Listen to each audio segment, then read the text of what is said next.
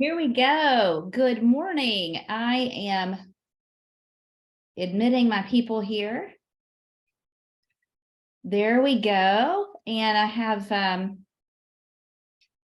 me see if I can invite Adrienne. She's having an issue of popping on.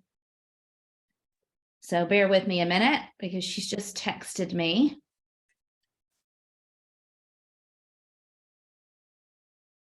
Hopefully this works for her. So good morning. How are you guys? I see you. There's Clarice and Julie and Polani and another Julie, two Julies. So awesome. Thank you for joining me and not staying in bed and still surviving that turkey coma that you had over the holidays. Let me let in Candace. Very good. I'm not seeing Adrienne, so I don't know what's going on with her not being able to use her link this morning. And thanks for joining me. We are live on our Facebook feed. So good morning to KW that's watching through Facebook Live. We are continuing our journey through the Millionaire Real Estate Agent. And we are going to talk about pages 119 through 128. And guys, I know I pop up my book over and over. This is a leadership edition I bought off of Amazon that was used a while back. And I love the tabs because it divides these things up. And as you've gone through your Millionaire Real Estate Agent book, you may have noticed that there's a section about economic models, lead generation models, and then there's another section that repeats that. And you may be wondering what's going on with that. Why is it in here 2 times? So we're going to talk about that today. And this section really goes into if you're looking for a prescription about what's happening in your business world and the big picture thinking and the overview of running your business, as well as staying focused. So many of you that are on the Zoom with me went through the business planning clinic. So raise your hand. Some of you don't have your screen on, but if you went to the business planning clinic with James Farron that we had a week or so ago, very good. So you worked on some of these things that we're going to talk about today. Adrienne still can't get in. I don't know why. I'm sorry, Adrienne. You might have to watch me live today, and maybe we can Colt can help us figure that one out. So I want to give you a couple of nuggets this morning before we get started. I went through a book that I had, another class that I went to that was a Keller Williams class that I traveled to. And I wrote a bunch of ahas in the front of the book, which I normally do if I go to a class. I use the front cover, inside that's blank to write my thoughts. So one thing that I wrote was, the world is a looking glass, and what you see is your reflection. And I went, So I just want to ask you guys that are with me right now on Zoom, what does that mean to you when I say that? The world is a looking glass, and what you see is your reflection.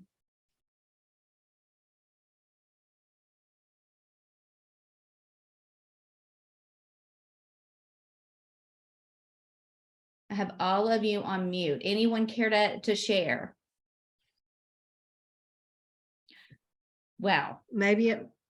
Go ahead. Hey, Sally. Hey. Good morning. Good morning. Maybe it means that what we're, when we look out into the world, what we're putting into it is what we're seeing. Maybe our reflection of how we're operating and what we're giving back and that kind of thing. I don't know. It's a deep thought, something to think about today. It is a deep thought. And, I think one time I said, Diana Kokoska, who was the originator of MAPS coaching, and the class I was in was actually being taught by her, that I wrote these ahas.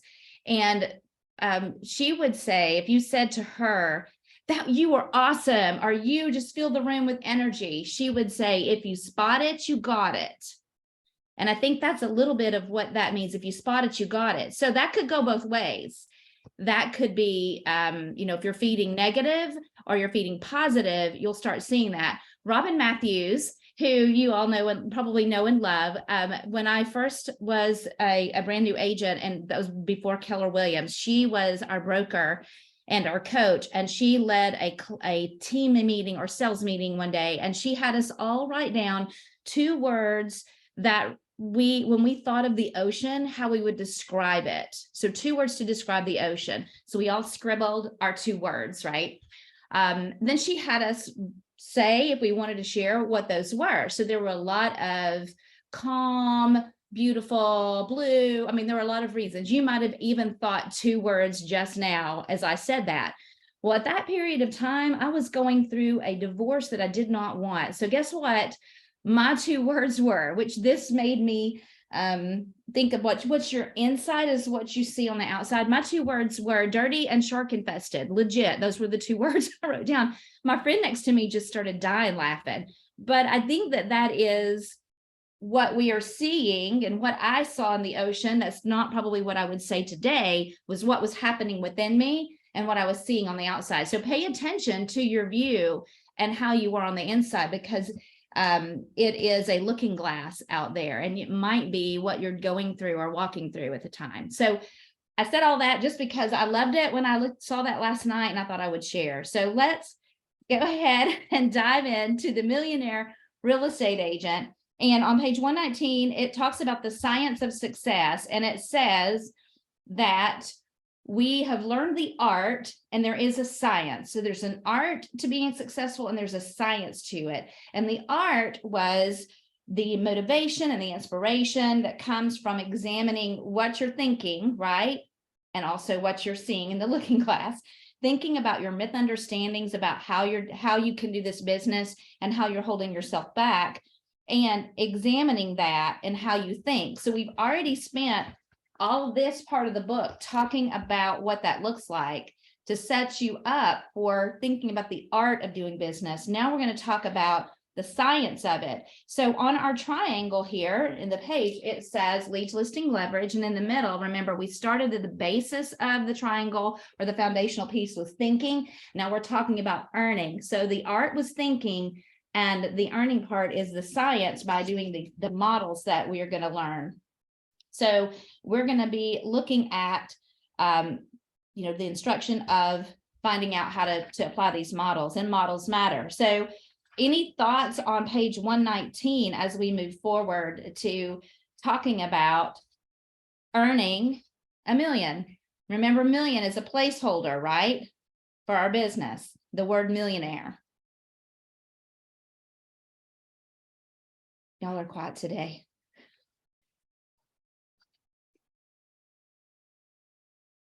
So on page 120, where it says models matter at the top, I've written in the right ones matter most, because that's what that paragraph talks about. So models matter, but we don't need to think that just any model will do, right? Big models will reach our big goals. So set exciting the myth understandings and learning how to think like a high achiever, and then doing the work to become one. I circled the word work because I think a lot of people get into the real estate business and really don't think of it as a business, and they don't think of it as they have to work at it. And you absolutely have to work. So it's time to get down to the work of becoming one. And that's where we are in this book. So in the sales business, we're realizing it or not, we're following a model. And I've got a big circle around the middle. The difference between everyone else and top achievers is that top achievers purposely choose big models in the key areas that matter so they can achieve the highest potential. Remember, we just got through talking about the goal categories that high achievers set for themselves and how they look for what are the numbers I need to know and what are the goals I need to hit in these important topics. So remember, we already have that in our arsenal. So that's not a mystery for us right now. We've got that. And I love that it says they must be a 20%er. Do you guys hear us talk about the 20% at Keller Williams? Have you heard us mention that? The top 20%, the 20%. 20% of the things that you do makes 80% of your results, right? So they want to look at being a 20%er and models that help them focus on the 20% of activities. And so that's that ceiling of achievement, and adding additional models and going through that steps to get there. So when Gary interviewed the agents that he did that are in the back of this book and talked about their business, he came up with 4 key models, and actually now there's 5. The MREA number 2, or the upgrade to that through Gary's journey of continuously masterminding with the top agents. There's another model that you learned, and the business planning clinic. But this book is the older book, and it has 4, but we will add the 5 in here. So anyone want to tell me the 4 economic models that are in this book?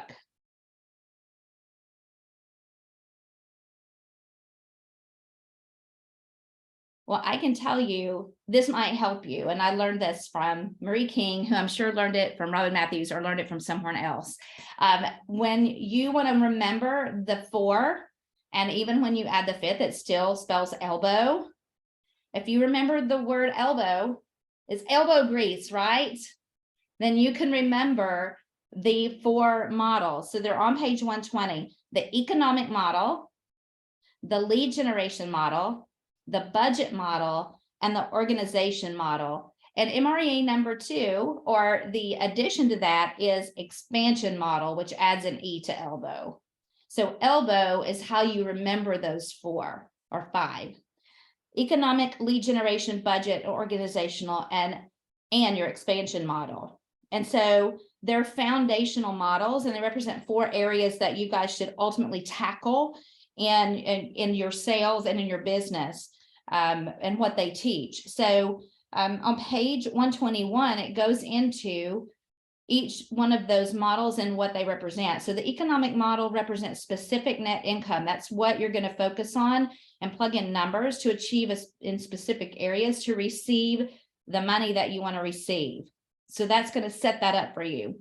The lead generation model is going to tell you systematically how many leads you need to get to hit that number. So it's going to chunk it down into your activities, because lead generation is your number 1 job as a real estate agent.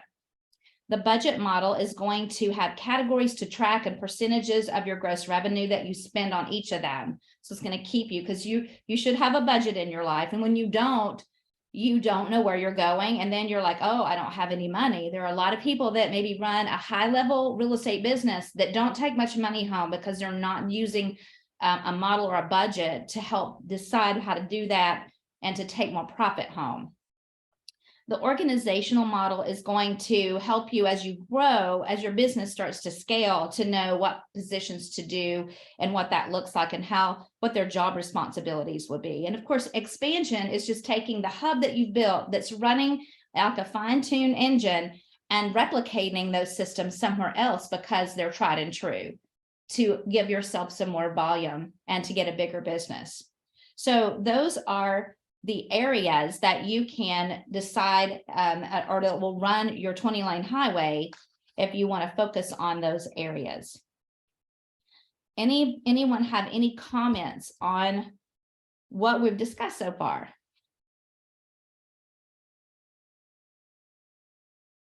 No one's going to chat with me today. You guys are still turkified. You're not chatting. It's all right. Because I like to talk. So let me find my page here that I pulled out for the business planning clinic that you guys just went through, but there may be some watching that weren't actually in the business planning clinic, which was amazing. I mean, James did an amazing job doing that. He went through all of these models, and I had covered it up. Here we go. So when you think about these models, there's performance plus investment equals outcome. And if you came to the class, there was this diagram here that chunks down each one of those areas: performance, outcome, and investment. And so in performance, there's your behavior, your thinking, right? And your activities, your skill level, your ability, your resources. And then investment is your time, your cost of sale and operating expenses. And the outcome is your gross commission and your net commission. And all of that is encompassed in these models. Now, I mentioned on page 122 and 123, they've got 2 diagrams here. Now, I mentioned if you go through the book, you'll notice that we talk about the models, the 4 models, And then it also repeats them again because it gives the models, and Gary wants us to understand the models and sort of get to learn the models and embrace the models. And there's also the 4 models, which are the issues and the numbers to be a millionaire real estate agent. So it breaks it down. If you want to like earn that million, it gives you what that looks like for the 20-lane highway or the bigger picture for the big model. But first, you have to really dive in and start learning to earn and learn the models, right? So that's why it's repeated in the book, because it wants us to grasp it. And then it's like, okay, you got that, you're working it. Now here's the bigger model, right? So there's 2 pictures of that, and it shows the circle. The 4 models in the key areas, the economic model, the lead gen model, the budget model, and the organizational model. I wrote that this is the business wheel of life for you. So if any of you have been in coaching before with Jessica Fields, or maybe someone else, or maybe MAPS, sometimes they will have you do a wheel of life exercise. Has anyone done that that's on the screen? Raise your hand if you've done wheel of life, where it asks you to rate from 0 to 10, your finances, your health, your relationships, your business, and you can kind of see where you think you land, and that's a growth opportunity. So this is the wheel of life for business. And if one model isn't inflated, your wheel isn't turning. So I think that's a great way to look at this on, not leaving the others out. It is a wheel and it goes together. And it's a way to become a business. So look at that. The economic model is knowing what your numbers that you have to hit, focusing on appointments, and focusing on conversions, and getting better at the people that you meet, actually converting them to a buyer or seller listing. Then the lead generation model is what you're doing for prospecting and marketing to get those leads, and to set up a database and market to it systematically and focus on listings taken. Then the budget model is going to ask you to lead with revenue. You might have heard me say that. Lead with revenue, not expense. A lot of new agents come in and go, how about can I get some office space? Well, that's leasable. And when you get started, you want to lead with the revenue and get out there and get some business going before you start adding an expense like that. So let's also play red light and green light with your business and sticking to your budget. And then the organizational model, when you're doing all you can do, then you hire administrative help, then you hire talent, then you train and consult in your business. So that's the big picture of the economic model. On page 123, it breaks it down as a big, highly functioning business, and what are the numbers it takes to get to that $1 million, that millionaire real estate agent. And there are some numbers in here that you can see that I went through the business planning clinic and I wrote down the numbers that are newly reflected from Gary and his masterminds. They're not very different, really. You're going to look at your average commission, and you're going to look at what your average percent commission is. If it's 3%, you'll find that over all the different sales you have, that may not actually just be 3%. It might be 2.85, it might be 2.5, whatever that is for your business. So you'll be able to know these numbers. So in the future, we're going to go through each one of those economic models. I want you to hang with me, because I know if you're like me, that's like, oh, that doesn't sound exciting, right? And it's really, this is where the rubber meets the road for you. You can think all day long and think and have perspective, but if you don't implement big models, you're not going to be successful, because remember, it's art, but you have to have the science too. And they go hand in hand to being successful in business. So we're going to talk about those models and why, Sally, do I need to do all those things? Because you don't want to live in a hobo shack. And I know that I have lived in hobo shacks. Every day I might have to help myself get out of the hobo shack and actually have a house built. I think about the 3 little pigs, right? You don't want something to blow your house down. The hobo shack definitely can happen. So can you guys tell me anything about hobo shacks and what this part of the book meant to you?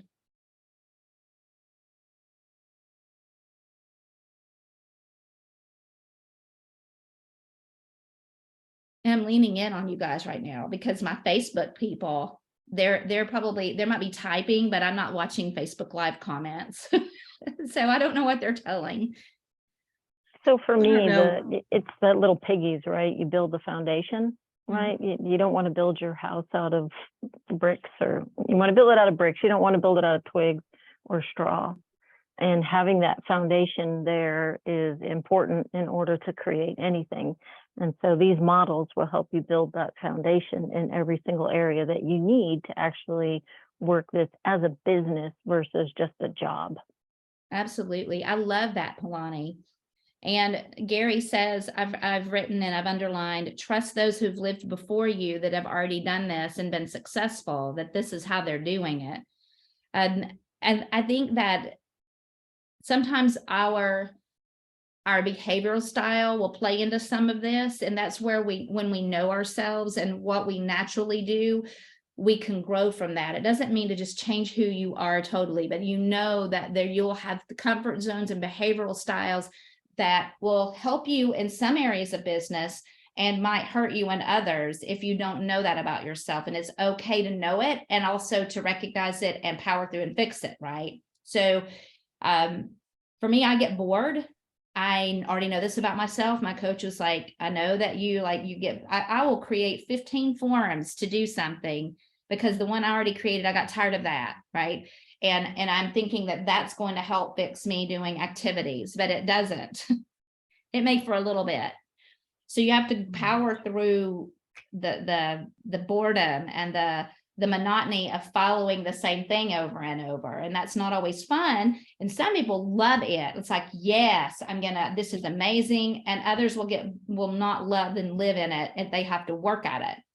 So I have circled, however, before you get started absorbing these models and are tempted to personalize them, it is good to an appropriate time to remind you of our earlier discussion on modeling and creativity. Remember that model where models are the foundation of the triangle and creativity is the point. And if you start with creativity, you're turning that upside down and that's not going to stand up. That foundation's not there. And we love to be creative. We want to change it to be us. Like, that doesn't feel like me, so I need to go over here and do it. Well, that's creating the hobo shack.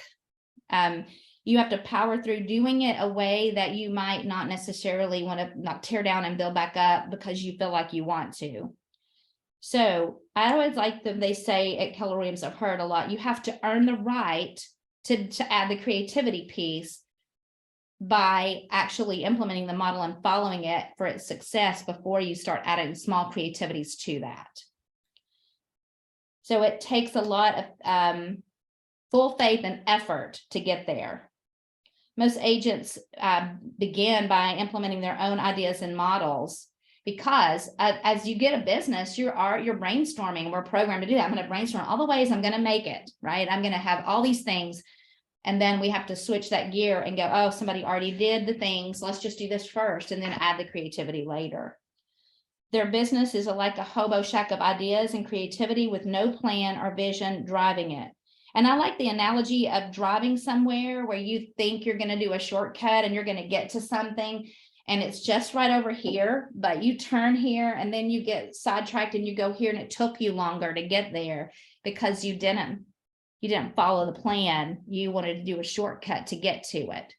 And you spent more time and effort to do that. And then went, oh, I should have just stayed on the path. Has anybody experienced that driving somewhere? I have. Absolutely. We get impatient, I think, wanting to have the results to happen faster. So recognize when you're feeling that way and go, uh-oh, am I building something fast, or am I doing building the brick house that the wolf can't blow down when the shifting market happens? I love that. So on page 126, it has a great visual of exactly that. And so the creativity off a model, you see the model is there, and it didn't say that they didn't have any creativity, right? It didn't say they were just solely on this, but over here, there's no model and it's just randomly trying to get there without the map. I see it in the distance. I think I can get to that. So this is like an airplane, and it's like a dashboard. The airplane's flying to the destination. And I've mentioned this before. Airplanes don't stay straight. they have this going on. And that's why those dials are on the dashboard, is to get you back on track. So you can go to the model and add a little, the little creativity, but come back to the model, and it's going to get you there faster than this experience right here.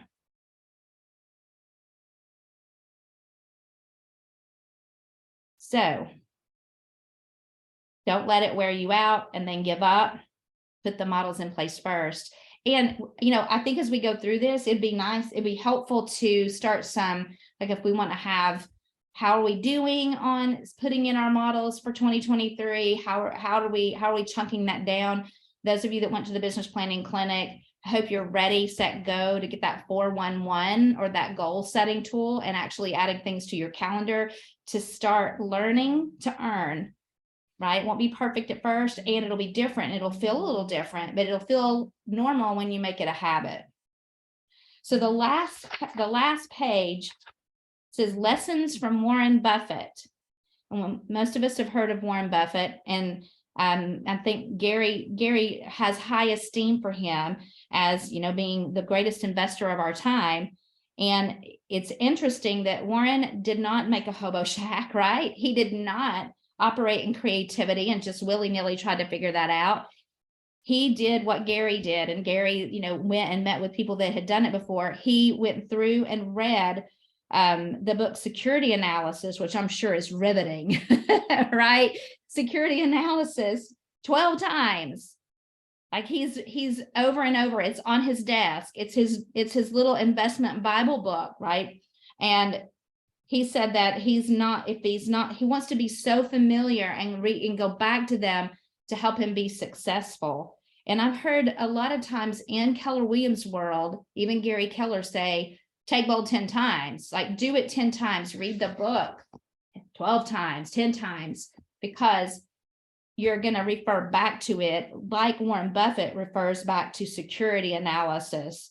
And he goes through to be that true student of it and applying the models. And the models to Warren Buffett truly matter. So when you see that type of success, that's how we model what others are doing in our business. Any comments about that? Any ahas? Any experiences that are similar?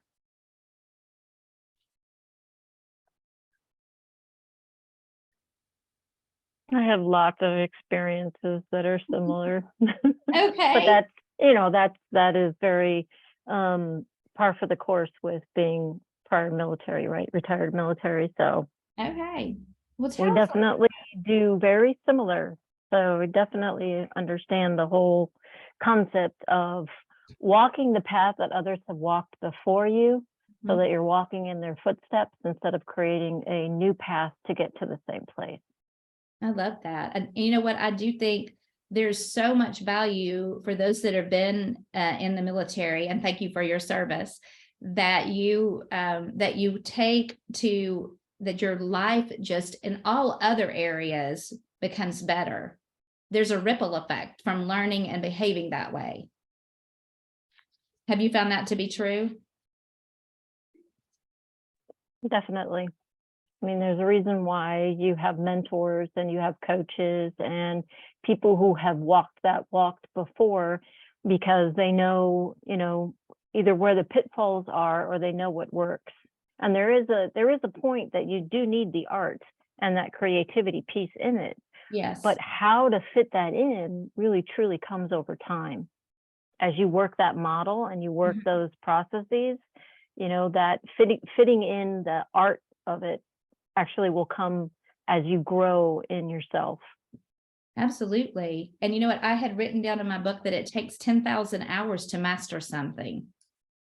Like it's time on task over time. And I think when you look at 10,000 hours, that equates about 5 years. And that's where Gary says you can be anything you want to be in 5 years, or any place you want to be in 5 years. But it takes this whole process of the MREA, the art and the science, and knowing what the success models are for whatever it is that you're doing, but even if it's not real estate, if it's something else like the military or something you're doing in your life. So we are going, it's 9 o'clock, and that is really just kind of setting up as to the why, that we don't want to be a hobo shack. We have models, and this is the action and the science that we're going to dive into, still continuing to talk about the art as we go through it. And the next section just talks about the big picture of the economic model and where the money comes from and what that looks like. And we'll talk about that. And we'll probably do the lead generation model too, because there's not a lot of pages to both of those, but it talks about that. And then we'll talk about what it looks like for the Millionaire Real Estate Agent. Thank you guys for joining me. You are rock stars, and I appreciate your support and you being here and being the face for those watching Facebook Live. You on Facebook Live, you are always welcome to pop on, to hop in, to give us your thoughts and your ahas. We'd love for you to be on this journey with us, and have a wonderful week ahead. Love being in business with you guys.